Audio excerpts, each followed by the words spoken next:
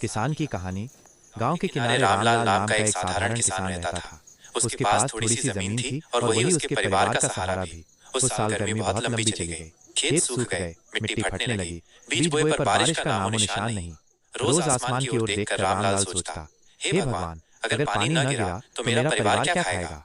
गांव के दूसरे लोग हार मानकर शहर जाने लगे, लेकिन रामलाल ने हिम्मत नहीं छोड़ी। उसने खेत में हल तो चला दिया, पर बीज संभाल कर रखा। हर सुबह खेत जाकर मिट्टी को देखता और अपने बच्चों को कहता, बरसात जरूर आएगी, बस थोड़ा धैर्य रखना। महीनों बीत गए, आसमान साफ, धूप तपती रही। धीरे धीरे घर का अनाज भी कम होने लगा। रामलाल की पत्नी कहती, अब तो उम्मीद छोड़ दो। लेकिन रामलाल मुस्कुराकर जवाब देता, धरती माँ भूखी नहीं रखेगी, देखना।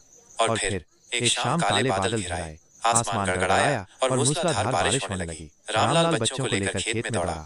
मिट्टी भीग गई, दरारें भर गईं और बीजों ने अंकुर फोड़ दिए। कुछ ही दिनों में उसका खेत हरा भरा हो गया। गांव के लोग हैरान थे। जिस किसान ने सबसे ज्यादा इंतजार किया, उसी की फसल सबसे सुंदर निकली। रामलाल के चेहरे पर संतोष था। उसने आसमान की ओर देखा और कहा, मेहनत और विश्वास कभी बेकार नहीं जाते। बारिश देर से आई, पर आई तो वरदान बनकर। इस कहानी का संदेश यही है कि जिंदगी में कभी कभी मेहनत का फल देर से मिलता है, लेकिन उम्मीद और धैर्य बनाए रखने वाले ही असली विजेता होते हैं।